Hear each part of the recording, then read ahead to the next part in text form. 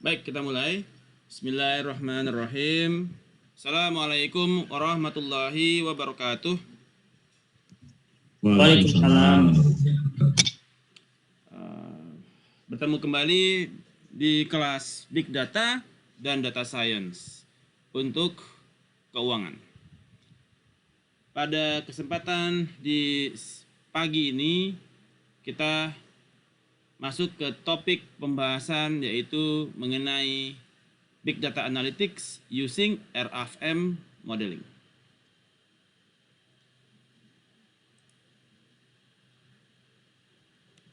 RFM itu stand-nya untuk recency, frekuensi, dan monitoring.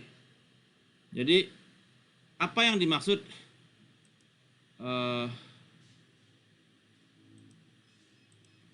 RFM standing untuk recency, waktunya berapa dekat, frekuensi berapa banyak, dan monitori berapa besar. Ya.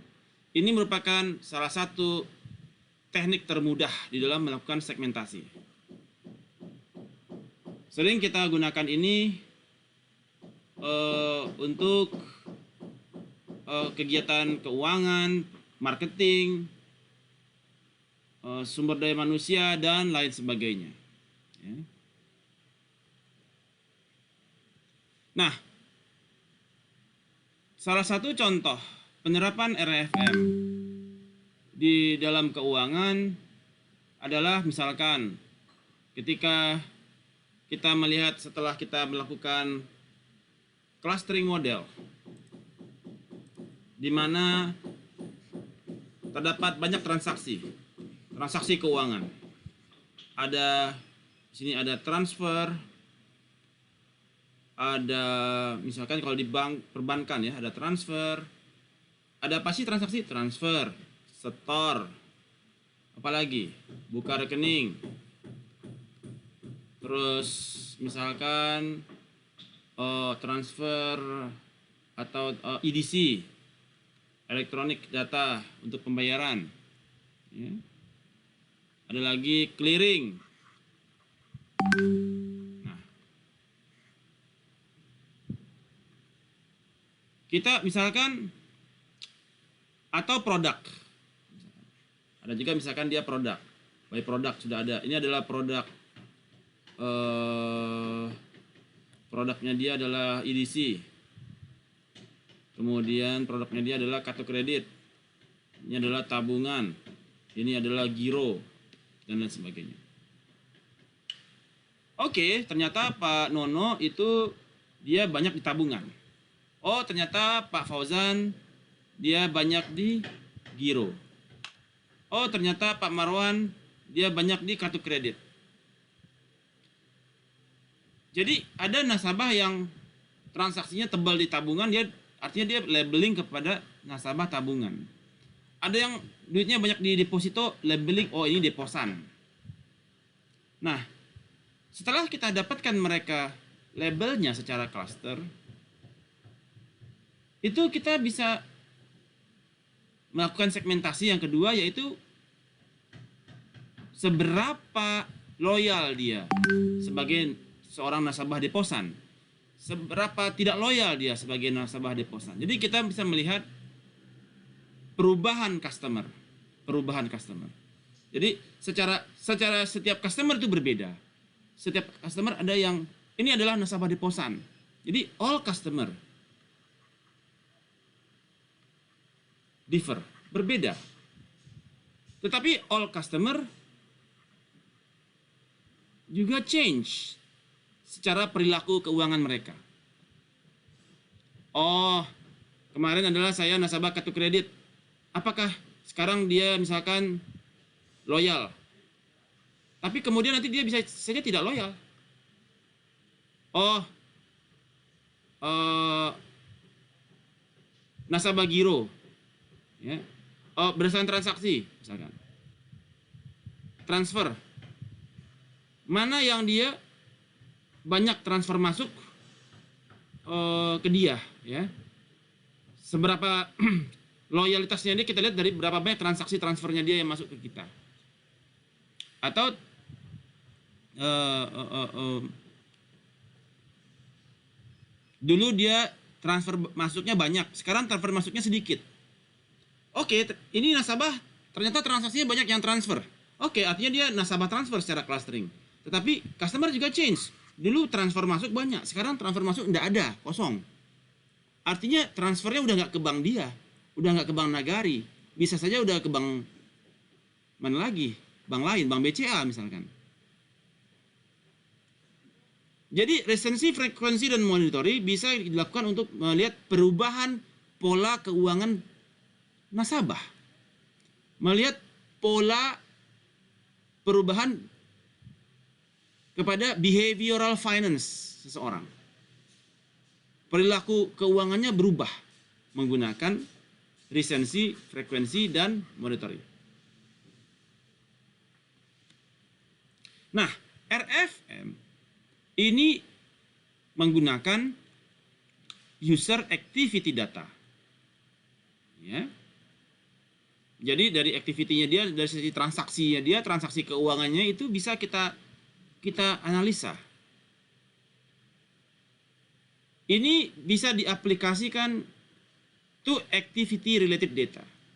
Anda bertransaksi kartu kredit, bertransaksi saham, Anda bertransaksi blockchain, Anda bertransaksi Bitcoin, Anda bertransaksi apapun.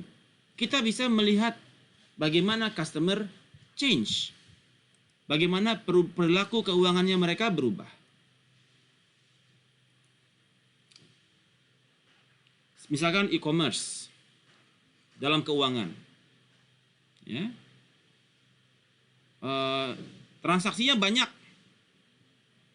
transaksinya untuk misalkan di industri fashion, di e-commerce, di fashion. Secara recent dia frekuensi dan monitoring. Secara recentnya dia ada yang transaksinya baru seminggu yang lalu, ada yang transaksinya terakhir di fashion sebulan yang lalu. Oke lah, sekarang dia seminggu yang lalu.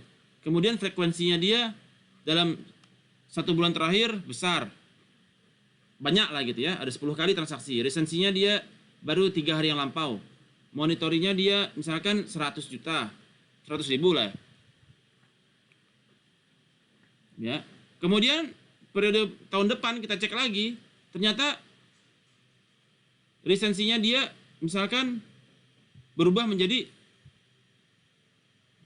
2 minggu yang lampau. Frekuensinya cuma 1, monitoringnya cuma 5, volume dia 5. Itu terjadi perubahan pola keuangan, perubahan pola transaksi keuangan. Jadi kita bisa memantau perubahan perilaku seseorang terhadap transaksi keuangan berdasarkan RFM model.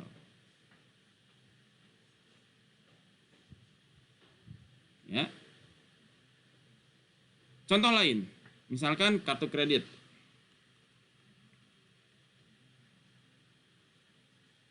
Resensinya dia terakhir dia transaksi kartu kredit 2 hari lalu.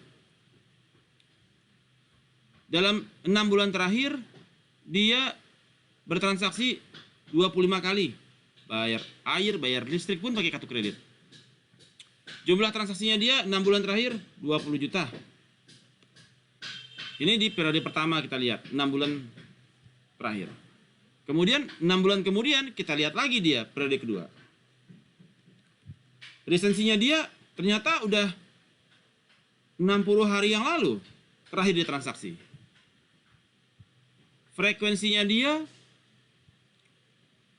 itu dalam 6 bulan terakhir cuma 10. Monitoringnya dia cuma 5 juta. Terjadi perubahan customer. Dari yang dulunya dia loyal, atau dia high transaction, menjadi low transaction berdasarkan segmentasi RFM-nya. Sejauh ini masih paham? Ada yang ingin ditanyakan?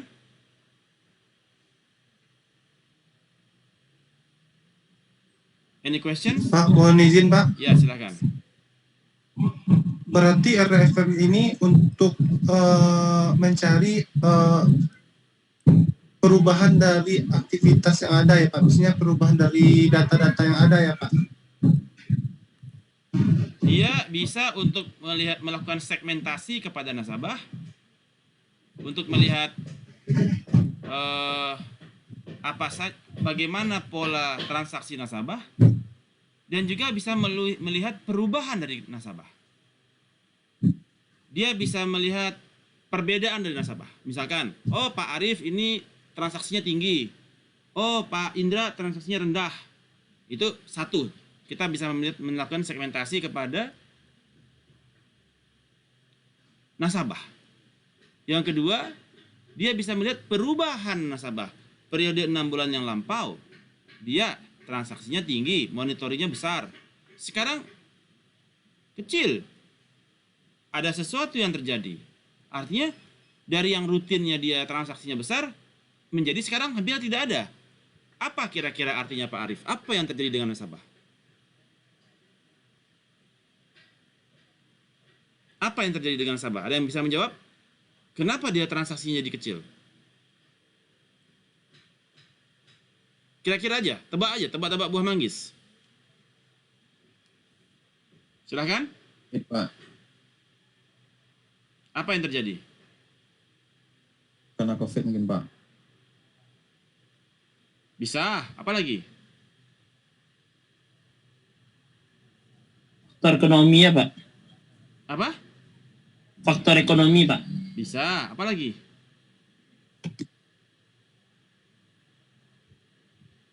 Apa lagi yang lain?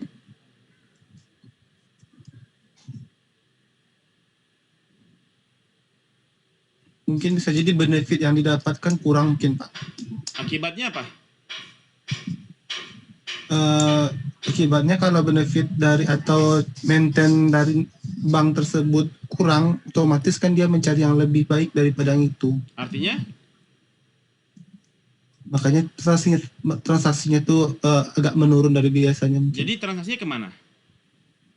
Mungkin pilihannya ke option yang lain Pak, bank lain mungkin.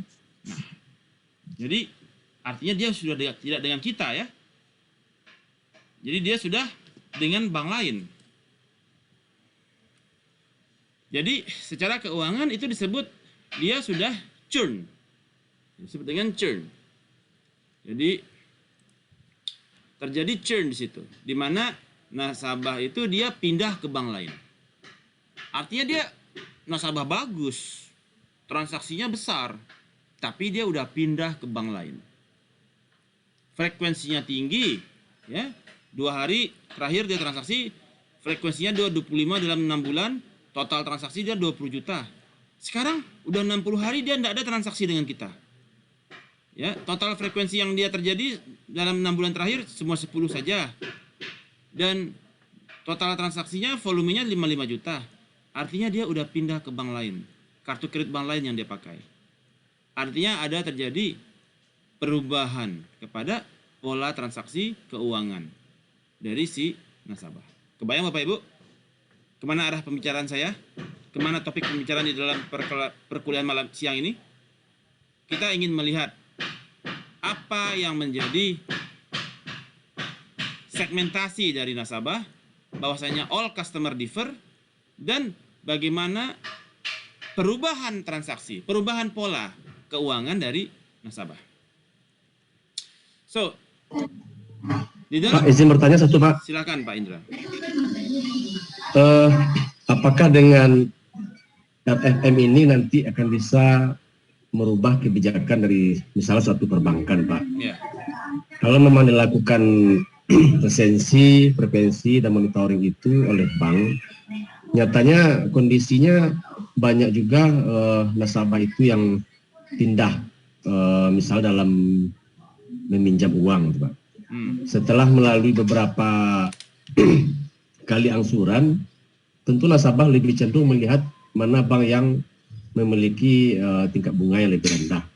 Nah, kalau seandainya memang ada pertimbangan dari bank tempat dia asal meminjam, tentu dia akan bertanya dulu, kenapa Bapak pindah bank gitu kan. Tentu disampaikan karena angsurannya lebih rendah di bank sana. Nah, nyatanya ada pihak perbankan itu melepaskan saja. Apa salahnya kan disamakan atau malah diturunkan 0,2 atau 0,4%, tentu bisa mempertahankan nasabah tersebut kalau memang dia melakukan RFM tadi. Yes. Mungkin itu Pak Thomas. Jadi betul sekali Pak Indra, bahwasanya dengan permasalahannya adalah pertama mereka tidak tahu karena nasabahnya terlalu banyak ya. Seperti Bank BCA, nasabahnya 13 juta orang. Mungkin lebih, 20 juta mungkin Bank BCA. Mandiri, BRI bisa nasabahnya bisa 20 juta. BCA bisa Mandiri bisa 20 juta. Bagaimana bisa memonitor nasabah 20 juta, Pak? Makanya ini masuk ke dalam topik big data. 30 juta, 20 juta nasabah bertransaksi. Ya, bagaimana Anda menentukan ini segmentasinya dia? Orang yang sudah transaksinya bagus, semuanya besar, tapi dia sudah tidak dengan kita. Even the bank doesn't know. Bahkan banknya pun tak tahu. Ya, karena tidak ada yang menghitung, tidak ada yang memonitor. Karena belum mendapatkan perkuliahan big data analytics untuk keuangan. Ya. Jadi begitu. Kebayang Pak Indra? Iya Pak. Jadi dengan nasabahnya yang sudah mungkin terlalu banyak, tentu nggak begitu signifikan ya Pak ya. Bukan nggak signifikan, nggak tahu mereka. Tiba-tiba nasabah udah nggak dengan kita aja, ya kan?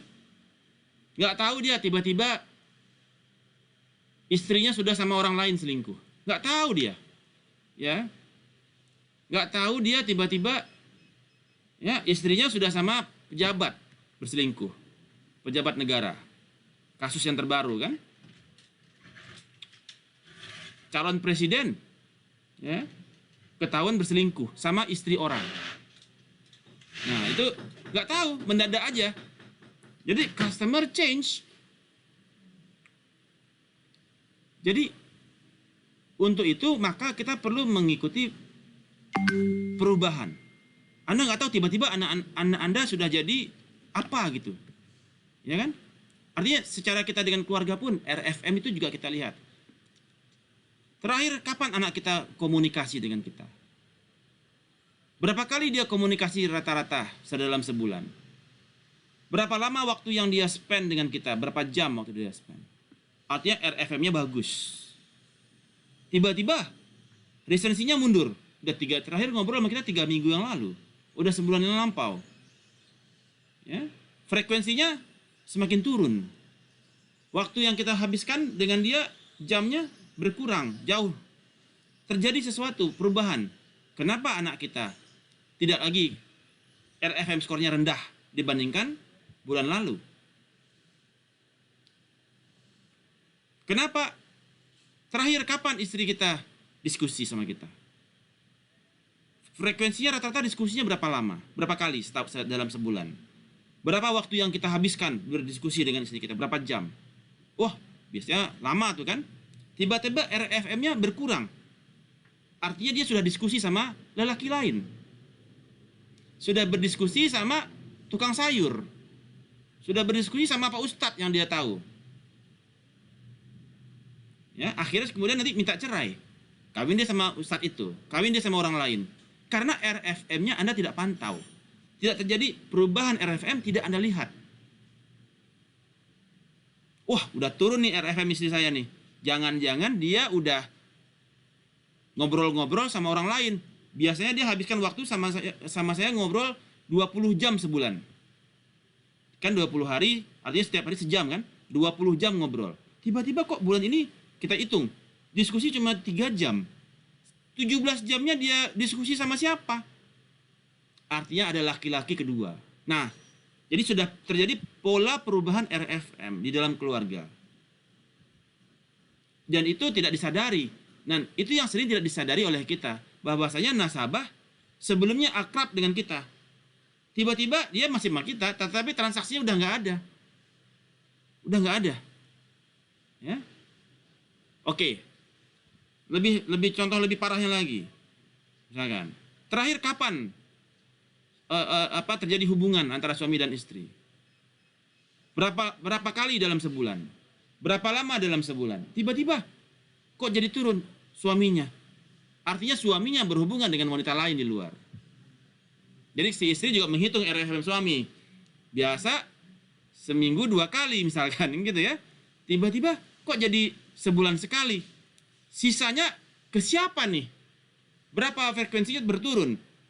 Monitornya berkurang. Pasti dapat yang kedua nih, gitu kan? Karena suaminya mau kejar yang kedua gitu, ketiga, keempat gitu ya. Jadi itu yang tidak dihitung oleh bank. Itu yang tidak dihitung oleh perusahaan. Transaksi nasabah udah berkurang. Kebayang Bapak Ibu konsep berpikirnya? Ada pertanyaan?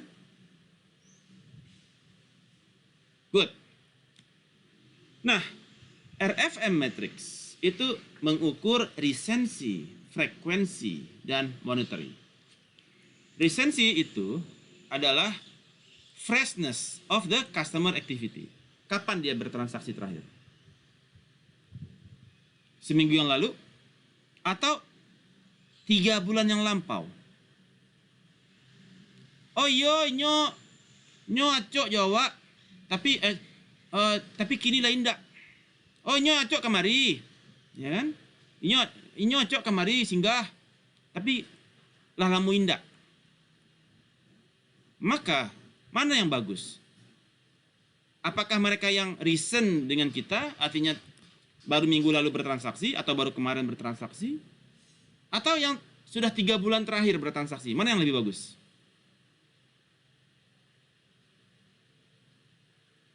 Mana yang lebih bagus? Kira-kira yang mana ya? 3 bulan terakhir transaksi ya. Yang 3 bulan terakhir bertransaksi, itu yang jelek lah. Bagaimana?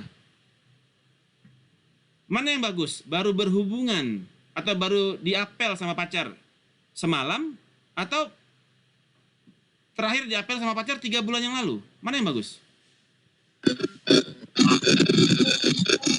Yang terbaru apa? Yang terbaru lah. Yang baru. Masih panas barang tuh kan? Baru diapelin kan? Baru pergi makan. Jadi kapan terakhir ketemu pacar? Semalam. Kapan terakhir ketemu pacar? Udah setahun yang lampau. Dia sekarang di Arab Saudi. Mana yang bagus? Yang semalam. Jadi semakin dia dekat waktunya, semakin dia relevan. Semakin dia dekat waktunya, semakin bagus. Ya. Semakin dia dekat waktunya bertemu, semakin tinggi skornya. Itu logika berpikir, konsep berpikir logiknya. Kemudian semakin mana yang bagus? Semakin tinggi frekuensi. Jadi kalau dia misalkan dia bertransaksi itu, misalkan transaksinya dia itu, kartu kreditnya dia itu,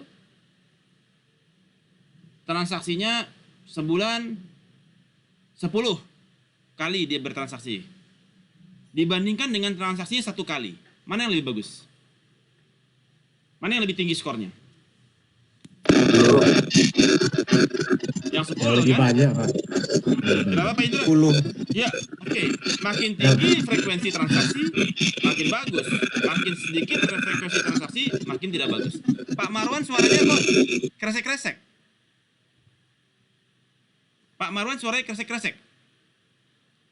Nggak usah pakai earphone Pak. Jangan pakai earphone. Jangan cabut earphone-nya. Earphone-nya cabut Pak Marwan. Kabel earphone-nya dicabut. Kabel earphone-nya Ya, Pak. dicabut. Suaranya kresek-kresek. Ya, Pak. Ya. Kemudian monetary. Mana yang bagus? Semakin banyak volume transaksinya tuh, kresek-kresek lagi Pak Marwan. Kresek-kresek Pak Marwan. Suaranya berisik, kresek-kresek. Kenapa tuh? Kabelnya cabut Pak. Jangan pakai kabel. Semakin tinggi monitori, semakin bagus. Jadi kalau transaksinya 30 juta dibandingkan dengan 1 juta, ya bagus 30 juta lah. Jadi recency makin dekat, makin fresh, makin bagus. Ya. Frekuensi makin tinggi, makin bagus. Monitori makin banyak uang yang dipakai, makin bagus. Ya. Berapa kali Anda ketemu pacar dalam sebulan? Misalkan 4 kali. Berapa uang yang dihabiskan untuk traktir Anda makan? Misalkan 2 juta sebulan.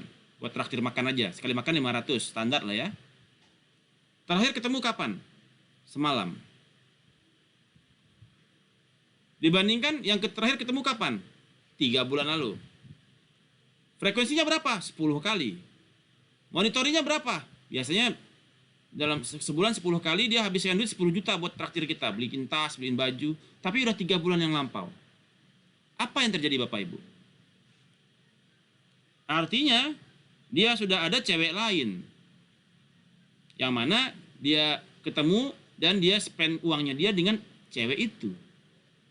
Berarti dia sudah tidak dengan Anda. Tetapi dia bagus nih. Nah, sekarang misalkan Bu Nisa. Wah, ini rugi nih, ini orang bagus nih. 10 kali ngajak makan, traktir 10 juta terus sebulan rata-rata. Tapi udah 3 bulan yang lampau udah ada. Bagaimana ini orang balik dengan Bu Nisa? Kan gitu kan pikirnya kan? Gimana nih orang supaya bisa balik dengan Bu Nisa? Ada program. Nah, ada programnya. Dari bank apa dikasih program? Ada yang namanya diskon dari bank, ada yang bunga diturunkan dari bank, apalagi dari bank macam-macam, ya. Ada gimmicks yang dikasihkan, produk-produk dan lain sebagainya. Jadi gimana caranya nasabah itu dia balik ke bank A itu dari bank B, karena transaksinya banyak, volumenya tinggi. Ini harus dibalikin. Nah, bagaimana? Nah, itulah tadi yang ditanyakan oleh Pak Indra. Kenapa bank tidak bikin program buat orang-orang ini ya? Karena mereka tidak memetakan, Pak Indra. Mereka tidak tahu siapa orang-orangnya. Siapa orang-orang yang masuk dalam kelompok ini. Nah, inilah yang akan menjadi tugas Bapak Ibu minggu depan untuk melakukan research terhadap RFM methods. Jadi minggu depan tugasnya buat tugas RFM dan membuat jurnal RFM. Ya. Kemudian RFM ini memiliki multiple definition. Ada yang total maupun yang average. Ya. Ada total, times in the last transaction. Total itu misalkan nilai RFM-nya itu misalkan range 1 sampai 2 dan 3 ya. 1, 2 dan 3. 3 itu artinya dia resensinya tinggi. 2 resensinya rendah, sedang, 1 resensinya rendah. F 3 artinya frekuensinya tinggi. 2 sedang, 1 rendah. M volume transaksinya tinggi. 2 sedang, 1 rendah. Nah, misalkan RFM-nya dia 3, F-nya 1, totalnya berapa? 5. Nah, ini yang disebut dengan sistem total. Totalnya 5. Tapi dia bisa juga bukan average ini. Concatenate. Jadi kalau dia RFM-nya 311, maka dia dikelompokkan ke dalam 311. Jadi bukan 5 tapi 311. Kalau dia 322 artinya dia 322. Nah, itu disebut dengan concatenate. Ya. Kalau ini dia easy to explain. Kalau yang begini dia complicated untuk campaign. Jadi lebih complicated dia di dalam campaign. Tetapi banyak orang menggunakan yang ini. Karena dia spesifik dia. Spesifik berdasarkan campaign yang dilakukan, spesifik kepada resensi, frekuensi, dan monitori dari transaksi keuangan dia. Contoh,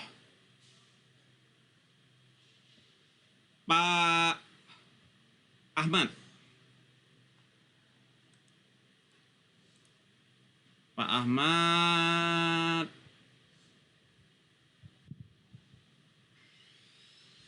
Pak Bono. Pak Kevin. Transaksi terhadap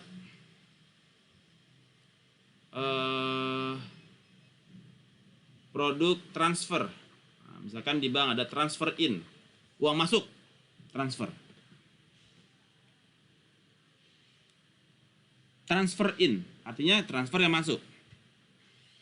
Pak Ahmad, terjadi transfer in 53 hari yang lalu. Pak Bono, terjadi transfer in 120 hari yang lalu. Pak Kevin, terjadi transfer in 10 hari yang lalu. Ada uang masuk. Pak Ahmad, dalam sebulan biasanya dia ada 3 transaksi. Dalam sebulan dia biasanya ada 3 transaksi per bulan. Pak Bono, sebulan biasanya 10 transaksi uang masuk. Pak Kevin, 1 transaksi transfer in. Pak Ahmad rata-rata per bulan, monitorinya dia itu 1 bulannya $230. Pak Bono $900 sebulan. Pak Kevin $20. Mana yang bagus? Mana yang paling bagus? Pak Ahmad, Pak Bono, atau Pak Kevin? Kira-kira. Mana yang paling bagus kira-kira? Bono, Pak. Pak Bono, siapa? Pak.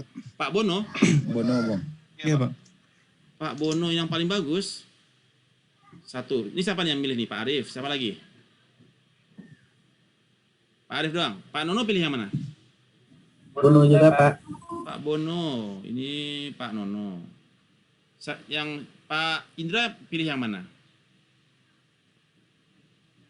Ahmad, Pak. Pak Ahmad. Ini Pak Indra. Bu Nisa pilih yang mana?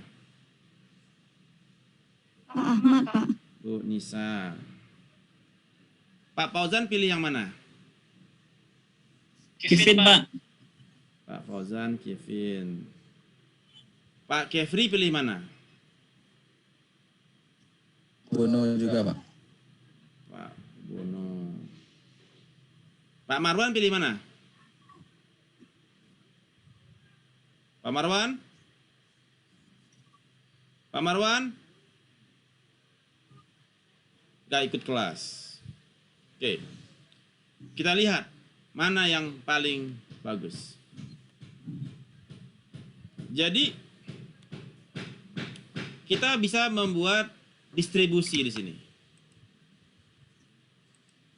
Dari 0 sampai dengan 120 hari ya. Itu tadi ada 120 hari ya? Ya, 120 hari.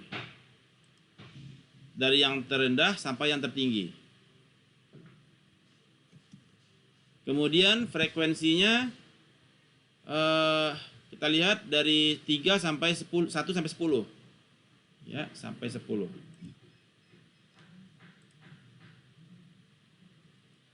Kemudian value-nya, transaksinya dari tertinggi sampai 20 sampai 900. Sampai 900.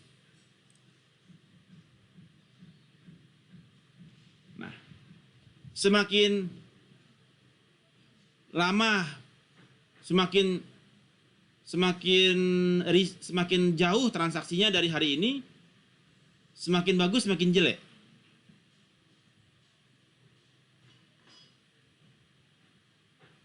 Semakin jauh harinya dari hari ini hari ini nih. Semakin jauh, semakin bagus, semakin jelek. Makin jelek. Semakin jelek. Jelek, Pak. Oke, jadi kita bisa bagi 3 di sini. Ya, 1, 2, 3. Maka di sini adalah yang 3 skornya bagus, ini 2, ini 1, betul ya? Jelek yang 1 ya. Kemudian transaksi frekuensi. Semakin banyak transaksinya, semakin bagus, semakin jelek. Semakin bagus. Bagus. Oke, berarti kita bagi lagi di sini 1, 2, 3. Semakin besar nilai transaksinya, semakin bagus, semakin jelek. Semakin bagus. Bagus, Pak. Oke, ini kita beli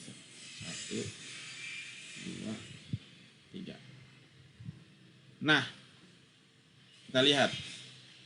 Jadi kita bagi kepada 3 segmen.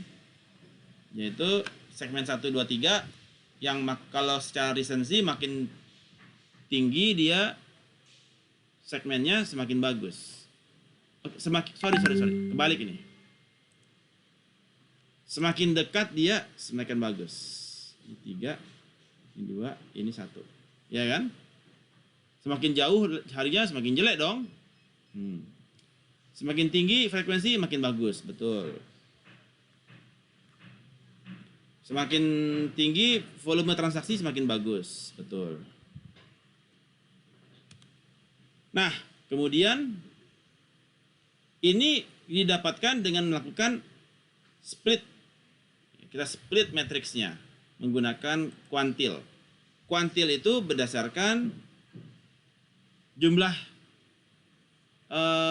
ini ya, misalkan ada dia belinya 2, ada 3, 4, 5, 6, 7, 8, 9, 10. Nah, kita membagi itu berdasarkan titik median. 1, 2, 3, 4, 5, 6, 7, 8, 9, 10, 11, 12, 13, 14, 15, 16. Anggaplah sini 10 lagi, 17. Titik tengahnya di mana? Mediannya mana? 1, 2, 3, 4, 5, 6, 7, 8, 9, 10, 11, 12, 13, 14, 15, 16, 17. Artinya dibagi 2, 8, 8, ada yang 9. 1, 2, 3, 4, 5, 6, 7, 8, 9. Artinya 6 sebagai titik median.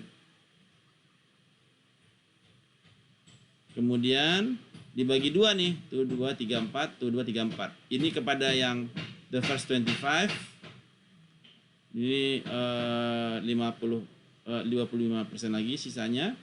Kemudian 1, 2, 3, 4. Ini yang 25% lagi. Ini 25% lagi. Jadi kita mengelompokkan, kalau kita bagi kepada 4 kuantil seperti ini ya. Nah. Jadi berapa kali transaksi? 2, 3, 3, 3, 3. Nah, itu dihitung ya berdasarkan jumlah orangnya ya, untuk mendapatkan kuantilnya. Nah, sehingga kita dapatkan berapa nilai RFM-nya. Oke. 10 hari berarti 3, betul. 53 hari, salah nih, 2. 120 hari, 1. Ya kan? Karena dia resensinya dia jauh. Kalau ini dekat 3. Frekuensinya 10, 3, betul. 3, 2, betul. 1, betul. Makin kecil transaksi, ya udah. Transaksinya, frekuensinya makin kecil, makin jelek. Monitori. Makin tinggi monitorinya 900, betul. 3, 2, 1. Nah, kita berhasil mendapatkan nilai RFM-nya secara ini. Pilihannya ada 2 tadi. Ada yang menggunakan total, ada yang menggunakan concatenate. Kita pakai total dulu. Kalau total, maka skor dari si Pak Andi adalah 6. 7, 5. Maka terlihat skor yang tertinggi adalah Pak Bono. Ya kan? Pak Bono skornya tinggi. Tetapi ini si Pak Bono udah nggak di kita kan? Artinya dia udah selingkuh dengan bank lain kan? Nah, kalau Anda jadi saya, kalau Anda sebagai bank, apa yang akan Anda lakukan kepada Pak Bono?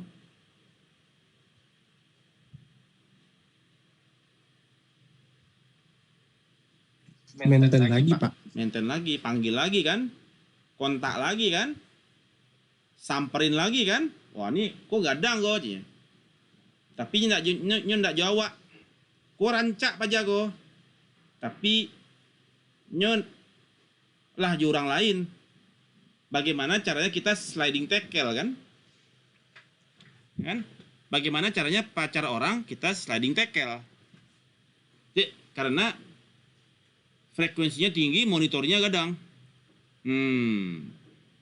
Makanya banyak pelakor Bapak Ibu. Ya. Pak Indra udah mapan, rumah gagah, otot tigo, ya kan? Tapi ndak joinyo do kan? Makanya sekarang banyak pelakor, perebut laki orang. Karena dia melihat skor Pak Indra 7. Tapi ndak Jawa.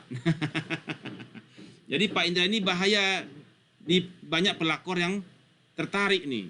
Karena skornya 7.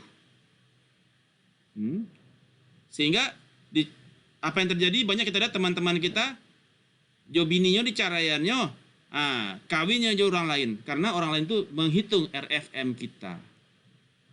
Dia taunya RFM awak Pak, bara piti awak, bara transaksi awak, tapi ndak jo awak dah je. Iko kuah baca ronyo sliding tackle lah gitunya kan, ya di sliding tackle lah. Akhirnya banyak pacar orang putus gara-gara di sliding tackle, karena yang men-sliding tackle tahu dia RFM skornya si cewek itu. Nah, pendekatan kedua menggunakan konkatenat. Menggunakan 222, 133, 311.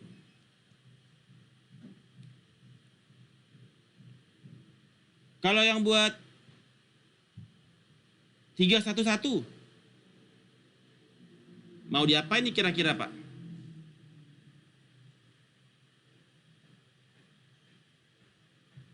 Lisensinya Jawa, tapi piti nak doh. Nyo setia Jawa. Yo, kama-kama sewa nyontan, tapi piti nak doh. Ya, menraktir ya sekali dua, ya aduh lah. Ya kan? Menraktir sekali sebulan. Nah, tapi nyo tiap hari Jawa. Ya kan? Dipangan koncak ya Pak. Tinggal aja lah Pak, tekor awak. Tekor awak nyo. Tapi nyo resign Jawa. Aduh, tiap hari aduh nyo. Tiap hari nyo ke rumah. Tapi piti nak do Pak, bapak. Malih jadi Pak.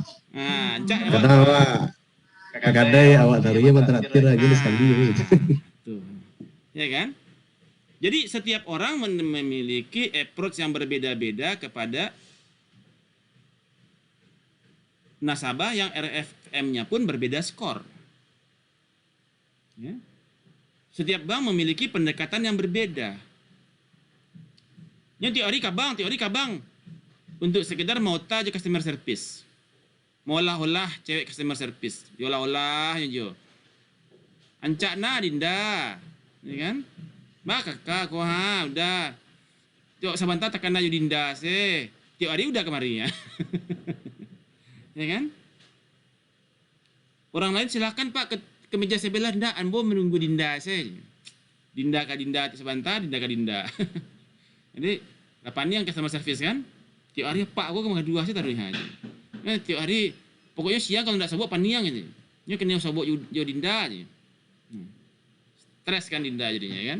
Nah, piti tak do Pak bro. Kalau Pak piti ya Pak ku aja. Nomor rekeningnya jaleh sambuh pitinya amuh aja wak mah aja. Piti tak do. Tiap hari kamari aja. Ya udah, apa artinya? Oke, kita nggak perlu gubris kan. Tapi kalau iko ya Pak, 133, aku ganas Pak. Ya, nasabah prioritas. Tapi larinya ke bank lain, bara rugi ya Pak. Ya, harus di sliding tackle barang itu. Itu. Ya. Itu dia orang melalui utang. Oke. Kemudian dalam konkatenet bagaimana kita perlakuannya? Jadi kita bisa dari total nasabah kita yang 13 juta. Makanya ini masuk ke dalam big data. Nasabah Bank Mandiri 13 juta. Mungkin sampai dengan 20 juta saat ini. 20 juta orang ini berdasarkan transfer in. Nah, kita khusus kepada transaksi transfer in misalkan. Berapa orang yang dia recent dan kemudian frekuensinya tinggi dan monitoringnya tinggi. Recentnya jelek nih, satu. Recentnya artinya udah lama, udah 3 bulan lalu yang terakhir. Tapi biasanya sebulan frekuensinya tinggi kali dan monitornya tinggi. Ada berapa orang? Misalkan 2.500.000. Yang resensinya 2. Artinya dia ya udah 2 bulan sebulan yang lampau lah. Lebih 1 bulan, antara 1 sampai 2 bulan yang lampau. Frekuensinya tinggi. Nah, ini udah mulai ngelirik bank lain dia nih, Pak. Ada sekitar 3 juta orang, 3 juta nasabah. Dan yang dia sama kita, uangnya banyak sama kita, frekuensinya dia bertransaksi uang masuk banyak di kita, dan monitornya banyak juga. Itu ada 1 juta orang di kita. Nah, ini bagaimana kita bisa menghitung ini semua? Ada berapa orang di sini? Ada berapa orang di sini? Ada berapa orang di sini? Berjuta-juta orang itu semua. Dan kita dari situ bank bisa menetapkan apa strategi mereka untuk masing-masing kota. Banyak kan strateginya kan, macam-macam kan. Kalau dia dekat kita, tapi transaksi tidak do, PT tidak do, bara banyaknya. Basera 55 juta nasabah. Nyo tiap hari ke bank, tapi PT transaksi seketeknya. Ya, sudah tuh monitoringnya, volumenya ketek lo nya. 5 juta. Nah, inilah tujuan kita menggunakan concatenate. Dengan kita bisa menghitung berapa per masing-masing matriks, berapa orangnya. Bagaimana caranya? Nah, nanti saya terangkan. Jadi kita menggunakan Excel, saya ambil contoh Excel. Oke. Misalkan layar Excel saya kelihatan Bapak Ibu? Kelihatan, Pak. Kelihatan, Pak. Oke.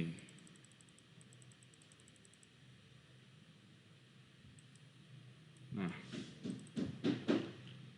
Ini resensi. Ini frekuensi. Ini monetary. Resensinya dalam setahun 1 sampai 30 hari. Range between 1 sampai 360 hari. Terakhir dia transaksi dengan kita untuk transfer in kapan?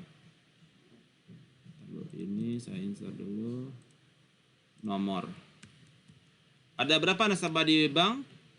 Itu kita bisa lihat data sampai berapa kita maunya. Home. Sampai 1.000 kah? Boleh. 1 sampai 100.000. 10.000 lah. 10.000 nasabah. Kolom. Bam. Ini 10.000 nasabah muncul. Ya. Resensinya dia 10.000 orang. Frekuensinya dia dari dalam sebulan. Frekuensinya dia dalam sebulan misalkan 1 sampai 60 dalam sebulan ini. Monitoringnya dia dalam sebulan misalkan 1 juta sampai 1 miliar. Besar kan? 856 juta. 14 juta. Kemudian kita menggunakan kuantil, kita bisa menghitung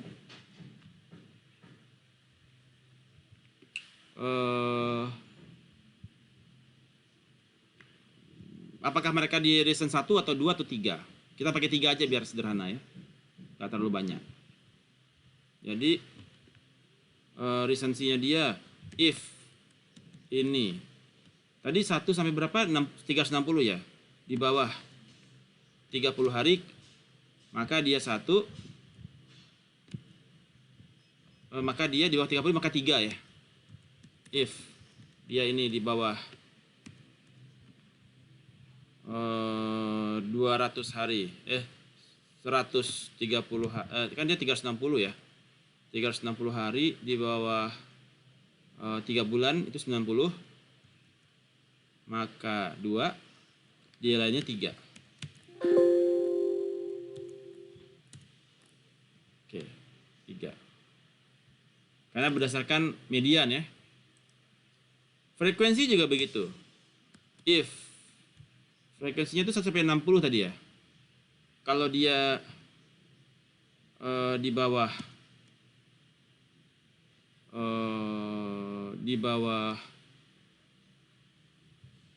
10 maka 1, di bawah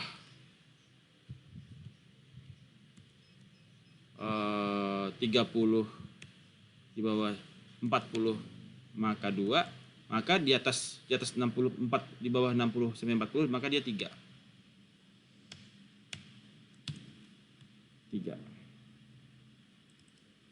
Oke. Monitoring. Tadi 1 juta sampai 1 miliar ya. Kalau dia if ini di bawah 100 juta maka 1. If dia di bawah 500 juta, di bawah 500 juta maka 2. Selebihnya di atas 500 juta dia 3. Oke. Nah, ada RFM. Kemudian berapakah RFM? RFM total sama dengan sum dari ini. Kita kalikan 10 lah biar enak. 80. Ini adalah RFM total. Berapakah RFM konkan?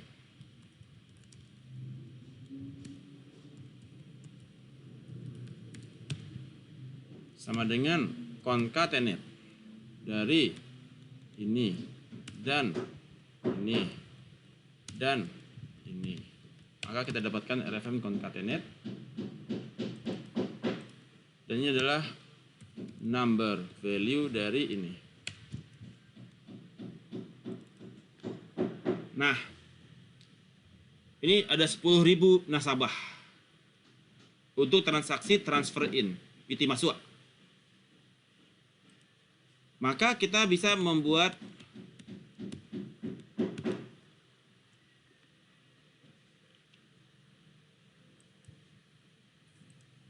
pivot table, worksheet, new worksheet berdasarkan RFM total. Nomor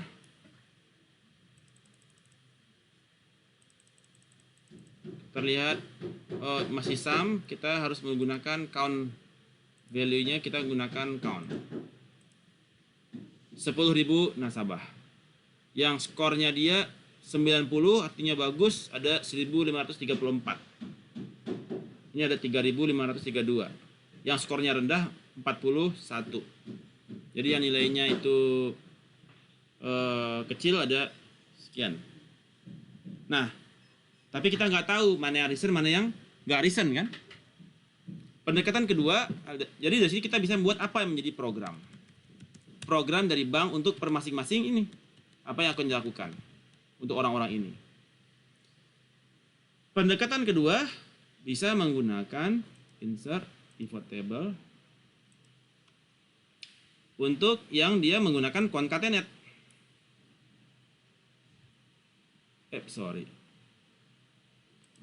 Sebentar. Datanya kok nggak muncul ini. Sebentar. Oh ini. Ini concan.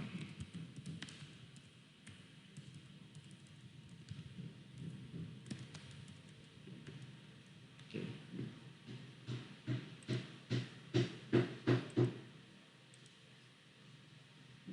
Kita refresh dulu.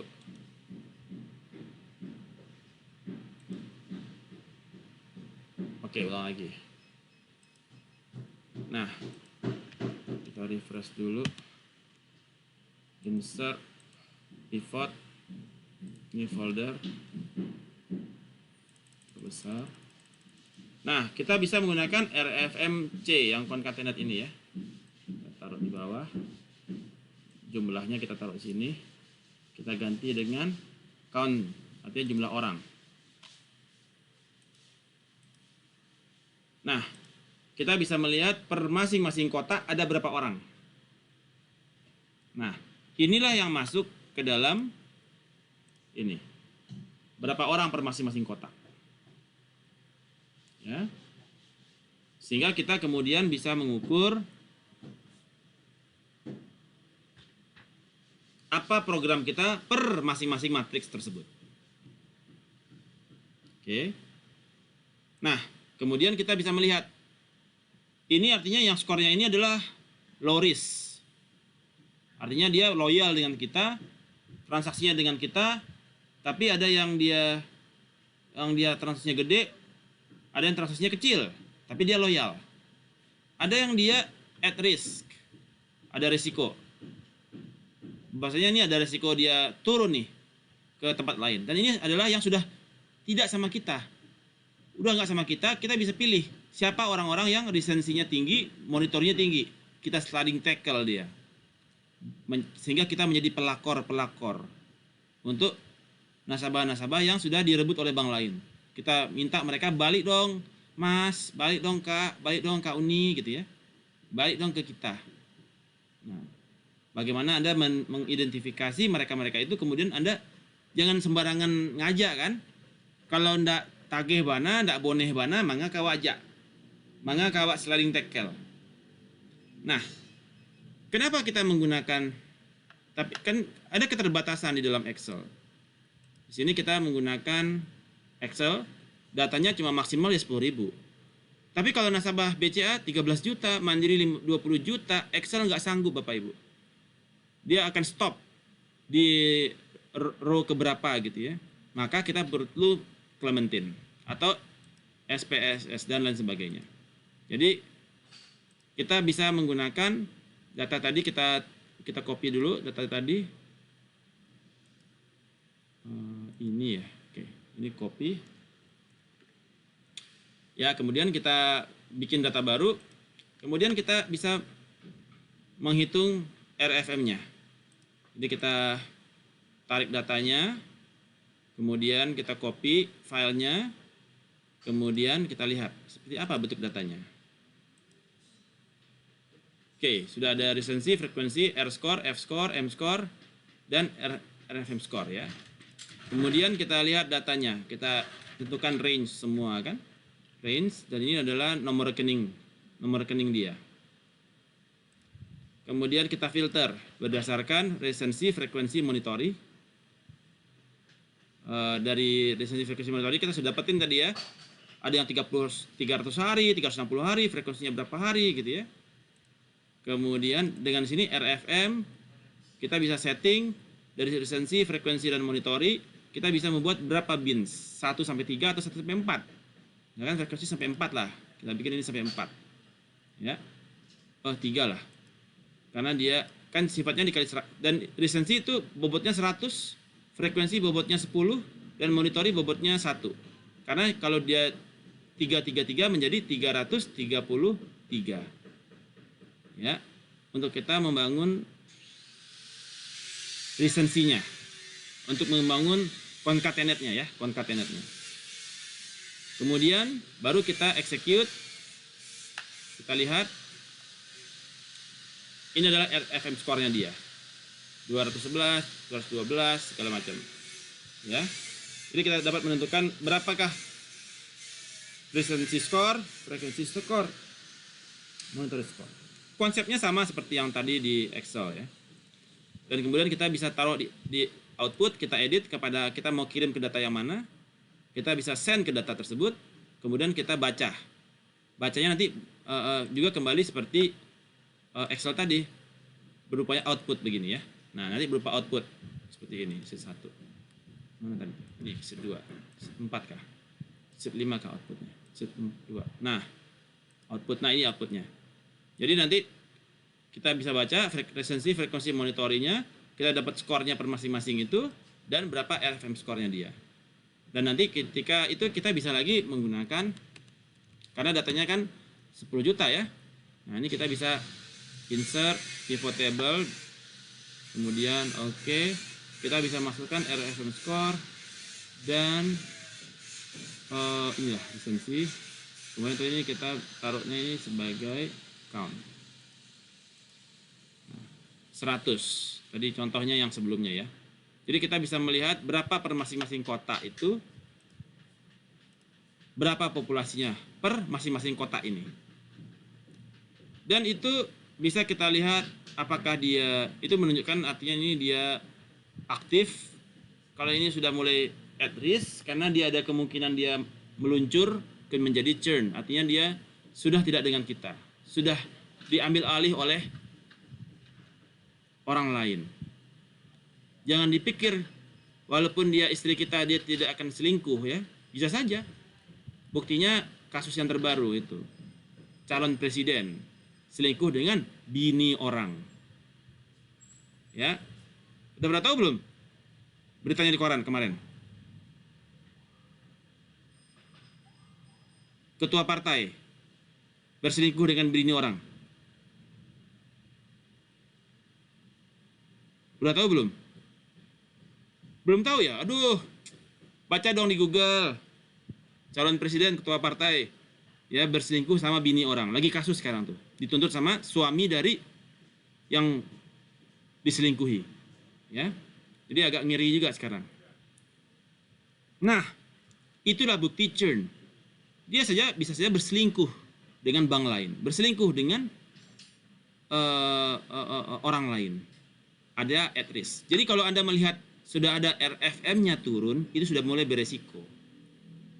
Istri melihat suami sudah mulai turun, RFM skornya ada resiko, sudah ada cewek lain.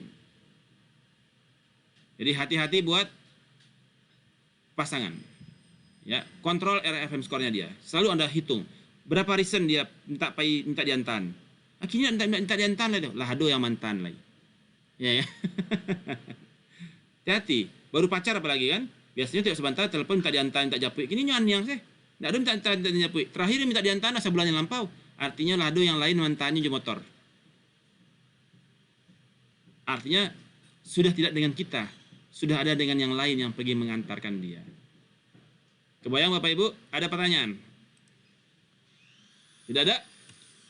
Nah, apa yang menjadi campaign di kita? Kalau dia sudah dengan orang lain, apa yang menjadi campaign? Mau dikasih penawaran apa supaya dia kembali dengan kita? Melakukan reaktivasi. Kalau yang masih berisiko, kita bagaimana bikin retention? Ajak pay raun, ya kan? Ajak makan, ajak nonton. Nah, itu kalau udah mulai berisiko, ajak banyak ajak, Pak. Nah, harus ada activity yang diberikan. Ya. Artinya ada program untuk supaya transaksinya tetap di kita. Dan yang kalau dia aktif, kita promote ke produk lain, produk holdingnya ditingkatkan. Oh, sekarang produknya A, tambah lagi produk B, tambah lagi produk C, supaya bertambah transaksinya. Dan dilakukan cross-selling dan upselling kepada nasabah tersebut. Nah, ini salah satu contoh. Bisa saja Bapak Ibu punya ide yang lain kan? Per masing-masing, ini kan cuma dia kelompokkan 3 besar. Per masing-masing kota apa rencananya? Nah, itu juga menarik itu dibahas. Kenapa ini dikasih ini? Kenapa ini dikasih ini? Jadi ada berdasarkan kota, dia reason sama kita. Tiap hari acok kemari. Tapi frekuensi tidak do. Monitoring tidak do. Dipanggan orang kok. Ya. Nah, sehingga kita di dalam kota itu kita bisa mengkategorikan mereka juga. Mana yang gold, mana yang silver, mana yang pertamax. Mana yang premium. Atau yang mana yang titanium, nasabah-nasabah titanium. Nah, kita bisa kategorikan. Ini titanium, ini yang gold, yang 1, 4. Kalau 1 bagus ya. Oh, ini yang oke. Ini nasabah yang 1 sudah tidak dengan kita nih. Nah, ini yang 144 ini titanium nih. Kalau ini yang gold, yang silver diapain? Yang ini adalah campaan celah kok, Bu. Ya kan? Nggak Jawa, pitih nggak do, monitoring nggak do, campaan celah. 2 campaan celah. Kalau yang ini nih, yang nasabah-nasabah titanium udah pindah ke tempat lain, ini harus diperjuangkan Bapak Ibu. nyo rancak, pintar, sambuh lo, orang gaya kayu lo. Nah, lisensi dak di kita, udah baru diambil orang, kejar lagi Bapak Ibu, kaja barang tuh lihat. Ini titanium, ya kan? Kok nyo lah baru putih, lah balik rumah lo aja gini, balik oto tigo, ya. Sudah tuh di belakang nyo buat kos-kosan, rami lo kos-kosannya, tanda barang jale lah, dapat orang lain, rebut kembali ibu-ibu. Jangan sampai bapak-bapak yang kayak gitu dibiarkan, ya. Biar kita jadi perlakor, nggak masalah. Yang penting barang tuh kita dapat, ya. Karena Pak Indra ini titanium masuknya dia nih, ya kan? Pak Indra.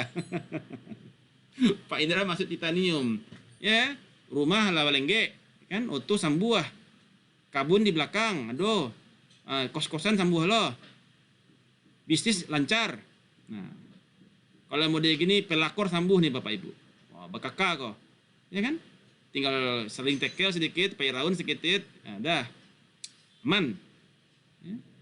Nah, itulah bagaimana kita setiap matrix ini kita bikin program yang sesuai.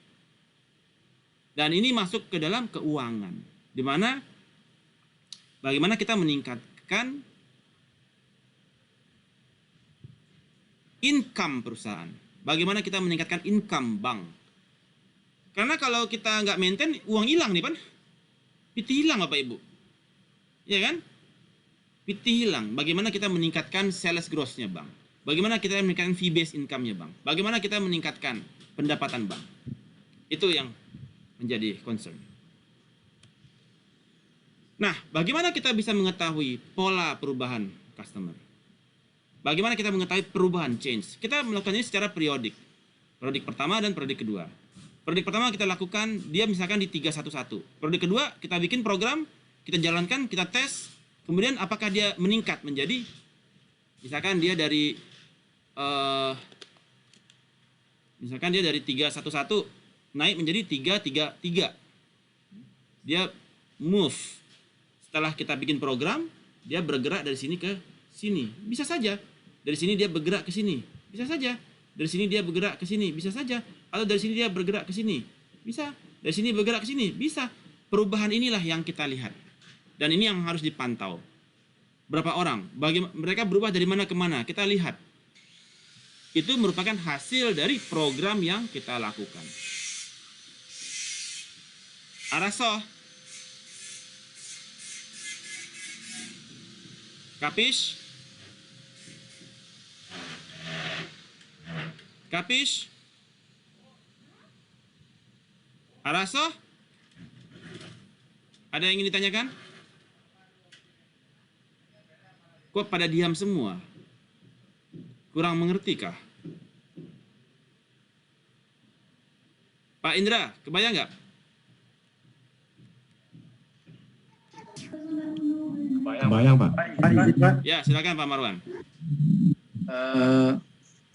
Dengan metode RFM ini kan kita hanya mensegmentasikan atau mengelompokkan nasabah, tapi tidak mencari apa penyebab dia melakukan perubahan perilaku gitu Pak. Ya enggak lah, kita kan cuma tahu posisi dia saat ini.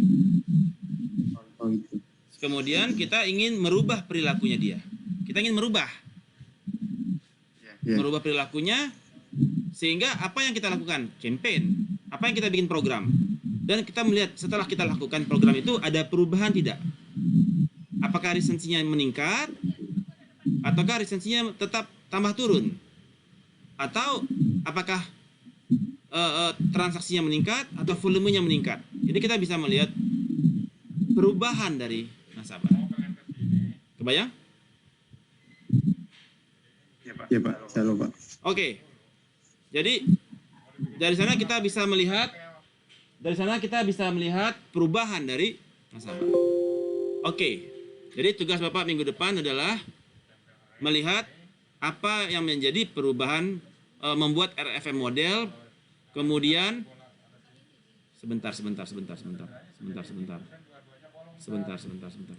Mam, suara kedengaran masuk bocor. Nah, ada pertanyaan? Ya Pak, kalau kita perhatikan ini sepertinya hampir sama dengan klasternya Pak ya, pengelompokan Ya, segmentasi, data. tapi dengan metode yang berbeda. Clustering kan mencari rata-rata.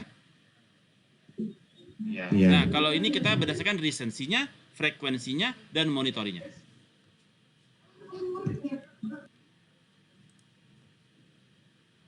Ya, kebayang Pak Indra? Iya Pak. Ya. Oke, yang lain pertanyaan?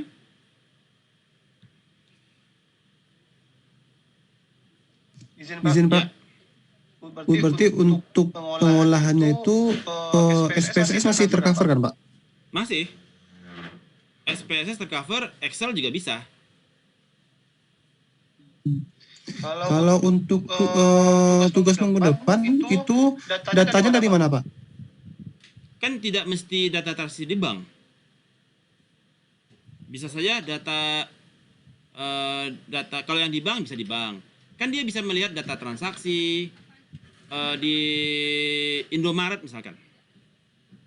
Di Indomaret. Berarti kita pilih sendiri ya Pak? Iya, Anda pilih Kita tentukan sendiri Iya, aja. data di Indomaret ada. Coba Anda misalkan Anda bikin, bisa juga kalau Anda data Indomaret didapat, atau Anda kirim Google Form ke 100 orang. Atau Anda kirim Excel, Anda bikin Google Form di Excel, bagi ke grup, tolong dia isi.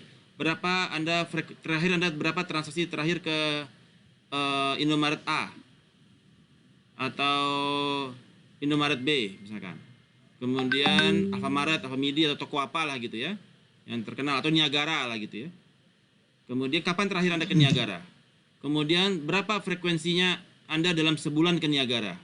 Ada yang 4, ada yang 1, ada yang 2, ada yang 10 gitu ya. Dan berapa rata-rata jumlah transaksi Anda, volume Anda di Niagara? Nah, itu bisa kan?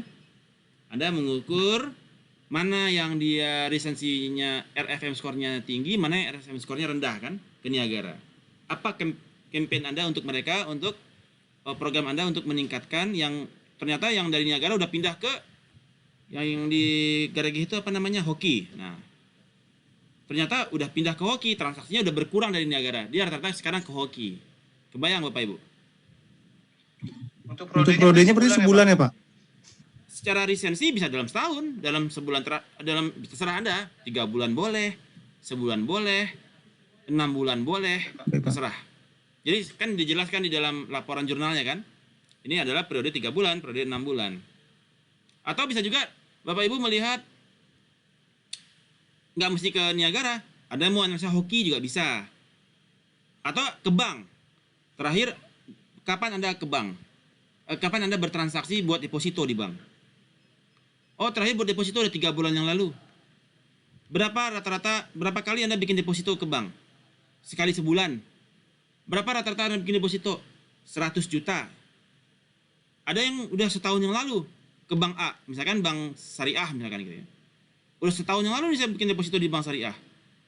Berapa kali frekuensi Anda membuat deposito dalam setahun?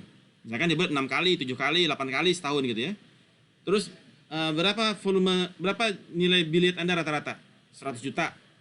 Jadi Anda bisa melihat mana yang transaksi depositonya dia RFM skornya dia rendah maupun yang tinggi. Kebayang Bapak Ibu? Ya. Nah, ini tugas Anda untuk minggu depan. Menarik ya, dan applicable untuk melihat bahwasanya apa ya segmentasi dari nasabah dan bagaimana perubahan segmen dari nasabah. Apabila periodenya dibikin 2 periode ya. Nah, tapi yang untuk tugas ini cukup 1 periode saja. Tugas ini cukup 1 periode saja. Tidak usah bikin 2 periode untuk Anda mengukur pergerakannya. Itu terlalu masif. Karena kita butuh waktu lagi kan untuk melihat setelah program apa yang terjadi kan. Ada pertanyaan? Tidak ada? Baik. Kalau tidak ada, kita ketemu lagi di sesi kedua 1 jam lagi. Kita bisa